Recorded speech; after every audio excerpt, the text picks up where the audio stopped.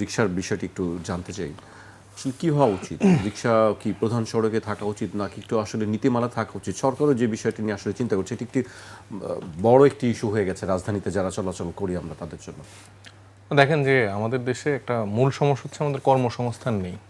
আমাদের সরকার কিন্তু কমিটমেন্ট দিয়েছিল ইলেকশনের সময় যে তারা 1 কোটি কর্মসংস্থান তারা নিশ্চিত করবেন, কিন্তু সেখানে মানে কর্মসংস্থান তো হয়নি, বরঞ্চ আমরা দেখেছি যে 95টি কারখানা এর মধ্যে বন্ধ হয়ে গেছে, যেখানে 61,881 জন কর্মসংস্থান হারিয়েছে।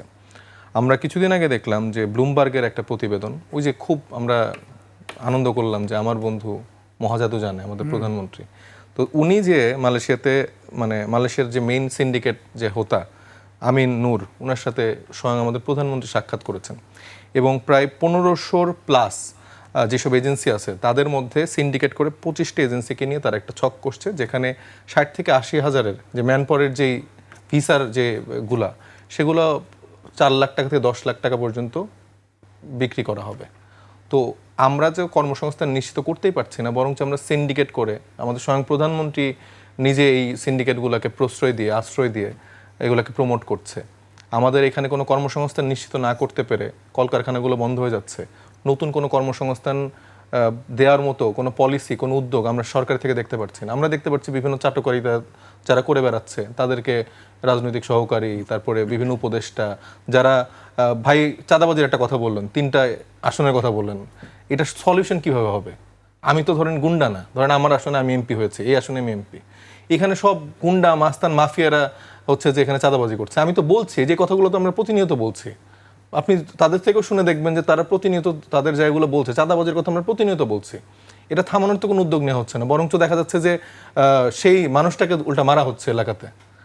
মানে আমরা যদি দেখা যাচ্ছে যে এরকম মিটিগেট করা যাচ্ছে যে সেই সন্ত্রাসী বাহিনীতে মারা হচ্ছে, যখন জনগণ বা কেউ প্রতিরোধ করতে নিবে আপনার রাষ্ট্রের পক্ষ থেকে কোনো আইনের কোনো শাসন নাই, নিশ্চিত করা হচ্ছে না, ব্যবস্থা নেওয়া হচ্ছে না। আমি আরেকদিন হচ্ছে যে এই কারণবাজার যাওয়ার সময় দেখলাম যে ওপেনলি হচ্ছে যে ইয়া করা হচ্ছে, মানে কিশোর গ্যাংয়ের মতো হচ্ছে যে চাকু নিয়ে দাঁড়িয়ে মানুষের কাছে ছিনতাই করছে। তো আমি পুলিশের এখানে মানে জানানোর চেষ্টা করলাম, কিন্তু সেখানে কিন্তু কোনো ব্যবস্থা নাই। সেখানে মরে কিন্তু ট্রাফিক সিগন্যালে পুলিশ আছে, এখানে কিন্তু নিরাপত্তা নিশ্চিত করার জায়গাটা আছে, কিন্তু কই? তো এটা তো রাষ্ট্রের দায়িত্ব। আপনি রাষ্ট্রের জায়গা থেকে যদি বলেন যে বিরোধী দল আমাকে প্ল্যান দেন, উনি প্রথমে বলছেন না আই হ্যাভ এ প্ল্যান, আবার বিরোধী দলের কাছে বলতেছে যে এখন আমি কি করবো, আমাদের প্ল্যান দেন। মানে সব তো বিরোধী দলের ঠেকা নিয়ে বসে নেই, তাহলে বিরোধী দলকে সরকার চালাতে দায়িত্ব দিয়ে দেন। আপনার যদি এত অদক্ষতা থাকে, আপনি তো একটা পুরো ফেইলিয়ার একটা মানে সরকার। আপনি 2001 থেকে 6 শাসনামল যদি দেখেন, সেখানে যারা মেজর ফেইলিয়ার যারা মন্ত্রী ছিল তাদেরকে সে আবার নিয়ে আসছে। এই যে বাণিজ্য মন্ত্রী ছিল আমির মাহমুদ খসরু, ওনাকে তো পূর্ণ মেয়াদও পূর্ণ করতে দেননি বেগম খালেদা জিয়া, তাকে তো সরিয়ে দেওয়া হয়েছিল তাকে দায়িত্ব থেকে। সেই ফেইলার মন্ত্রীকে আপনি দিয়ে দিচ্ছেন অর্থমন্ত্রীর দায়িত্বে। নগদ নিয়ে এলো হার না মানা হার অফার। সর্বনিম্ন 10,000 টাকা রেমিটেন্স নগদে পাঠালে থাকছে স্বর্ণের হার জেতার সুযোগ। আবার এই যে ইকবাল মাহমুদ টুকু সাহেব, উনি হচ্ছে যে মানে ওই সময় তো কারেন্টই থাকতো না বাংলাদেশের, ওই মানুষ মজা করে যে খাম্বাসে বিদ্যুৎ নেবে, এরকম অনেক রকম মিমিকে আমরা দেখতে পারি। তো এই সময়ের ওই সময়ের যে বিদ্যুৎ প্রতিমন্ত্রী ছিল ইকবাল মাহমুদ টুকু, সেও তার পূর্ণ মেয়াদ কিন্তু পূর্ণ করতে পারেনি তার ব্যর্থতার জন্য, তাকে কৃষি মন্ত্রণালয়ে পরে দেওয়া হয়েছে। মানে বাংলাদেশ তো এই সংস্কৃতি নাই যে একবারে সরাই দিবে, তাকে আরেকটাতে ট্রান্সফার করা হয়েছে। তো সেই সব ব্যর্থ মন্ত্রীদেরকে দিয়ে আপনি মন্ত্রণালয় কিভাবে চালাবেন? এরা বলে যে আমরা তো এখনই এটা সলিউশন করার সুযোগ নাই, এটা 2 বছর লাগবে সম্পূর্ণভাবে করতে। ভাই তোমার থেকে তো আমরা এইসব কথা শোনার জন্য বাংলাদেশের মানুষ তো বসে নাই। বাংলাদেশের মানুষ প্রতিদিন ট্যাক্স দিবে, বাংলাদেশের মানুষ প্রতিদিন আবার বিদ্যুতের বিল দিবে, ভূতরে বিল আসবে, এগুলো দেওয়ার পরও সে নিরবিচ্ছিন্ন বিদ্যুৎ পাবে না। গ্যাসের লাইনে হচ্ছে যে এই আজকে আমি আপনাদের প্রডিউসার কাছে শুনলাম যে ট্রান্সপোর্ট আপনারা প্রোভাইড করতে পারছেন না বিকজ অফ আপনারা কোনো গাড়িতে আপনাদের গ্যাস নেই, 6-7 ঘন্টা ধরে নাকি আপনাদের গ্যাসের লাইনে দাঁড়ায় থাকতে হচ্ছে। তো তেলেরও তো আমরা সংকট দেখছিলাম, বৈশ্বিক সংকট অনেক আলাপ আমরা এখানে করতে পারি। বৈশ্বিক সংকট হওয়ার পরে তেলের এই সমস্যা ওই সমস্যা, যেই আপনি 20-30 টাকা বাড়াই দিলেন আর কোনো সমস্যা নেই। মানে এটা কি আলাদিনের চেরাগ দিয়ে কি জাদু হয়ে গেল হঠাৎ করে, বুঝলাম না।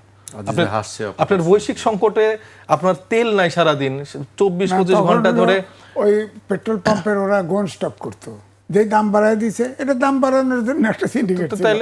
তেল বাড়ায়, দাম ব্যাপারটা বাড়ায় তো দিছে। এখানে সিন্ডিকেটের সাথে তাহলে কারা ইনভলভ, মানে এটা কি এখন আমার দায়িত্ব, বিরোধী দল হইলাম, তারপর আমরা হইলাম সবকিছু নিশ্চয়, তাহলে আমাদের সরকারের দায়িত্ব দিয়ে দেন যে হ্যাঁ ভাই আমরা পারতেছি না, আপনাদের প্ল্যান দিয়ে আপনারা চালান, আমরা চালাবো, আমাদের সেই সক্ষমতা, আমাদের সেই প্ল্যান আছে, এনসিপির জায়গা থেকে অ্যাটলিস্ট আমরা সেই অ্যাসুরেশনস দিতে পারি। কিন্তু আপনারা কিছুই পারেন না, আপনারা ব্যর্থ লোকজনদের নিয়ে বসে বসে আপনারা মানে তামাশা করতেছেন, এটা তো আসলে হয় না। সবগুলো ব্যর্থ মনে, আপনি কোন মন্ত্রণালয়কে বলবেন যে তারা সাকসেসফুলি ডিল করতেছে? মানে কেউ, নাথিং। এই যে মীর শাহ আলম যিনি এলজিআরডি প্রতিমন্ত্রী, উনার তো মানে উনি পারলে সব কাজ মানে পরিবারকে দিয়ে করায় ফেলে। এলজিআরডি মন্ত্রণালয়ের 70% কাজ তার নিজের ছেলের কোম্পানি দিয়ে সে করাচ্ছে।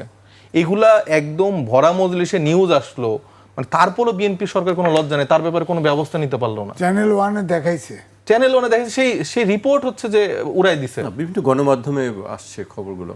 না ধরেন আমি আপনার নামে কোনো মিথ্যাচার করতেছি, সেটা আপনি ডিবাং করেন, আপনি তথ্যপত্র উপস্থাপন করেন।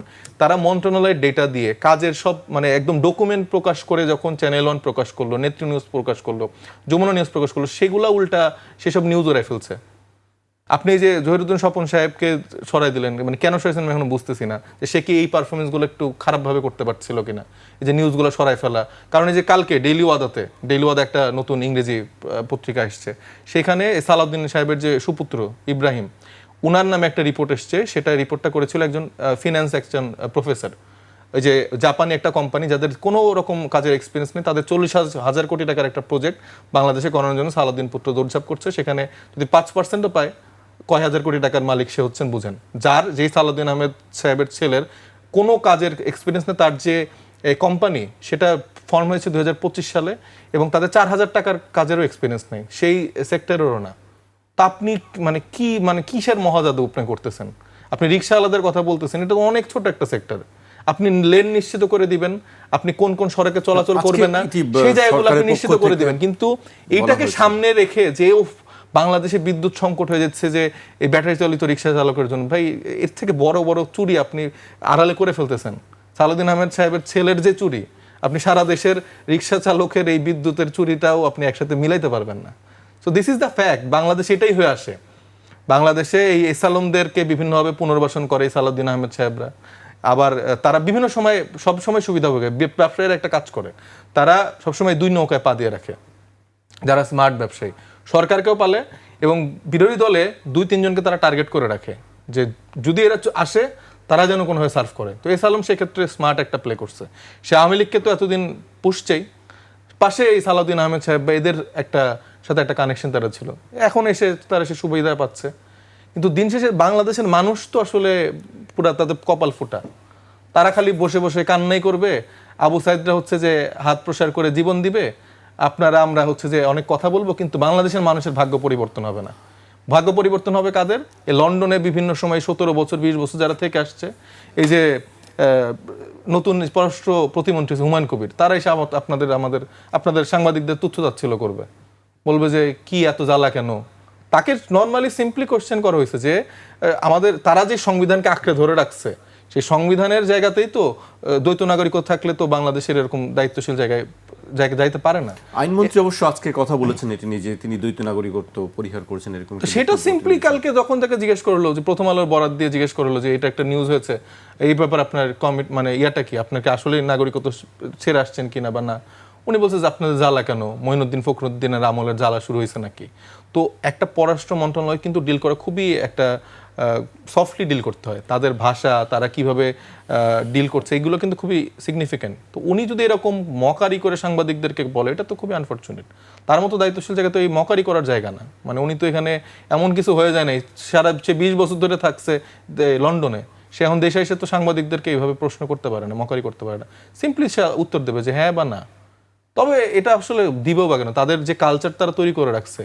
এই যে এম এ মুহিত যে এখন স্বাস্থ্য প্রতিমন্ত্রী হয়েছে, তার তো মানে সে আমার আসনের এমপি, তার সব রকম ডকুমেন্ট আমি দিলাম নির্বাচন কমিশনে, যে দেখেন শুধু পাসপোর্টের কপিটা তো কালেক্ট করা টাফ, সব দেওয়ার পরও তারা বলছে যে না না না, উনি তো খুব সম্মানী ব্যক্তি, বিদেশ থেকে আসছে। হ্যাঁ, আমি আপনাদের এখানে শো করলাম, তাকে এখন স্বাস্থ্য প্রতিমন্ত্রী দেওয়া হয়েছে। এগুলো তো আগে থেকে সেট করা, মানে এই ডিপ স্টেটের যে গেমে আমরা বলি, এগুলো আগে থেকে অনেক কিছু সেট করা থাকে। এইসব মানুষকে তারা সেট করে রাখছে যে তারা কার কি সার্ভ করবে, কিভাবে কাদের কি আনবে। এই যে এনে এখন আপনাকেও তো আমি সবগুলো ডকুমেন্ট দেখালাম, আমি এই প্রোগ্রামেতেই আমি সবগুলো ডকুমেন্ট দেখালাম। তার ইমিগ্রেশনের এয়ারপোর্ট থেকে লাস্ট যখন তিনি দেশের বাইরে যান সেখানে যে ডেটা, সেখানে তিনি ব্রিটিশ সিটিজেন। রেদার সে নির্বাচন কমিশনের দায়িত্ব নিয়ে বললো যে আমি জন্মের পর থেকে কখনো অন্য কোনো দেশের নাগরিক ছিলাম না।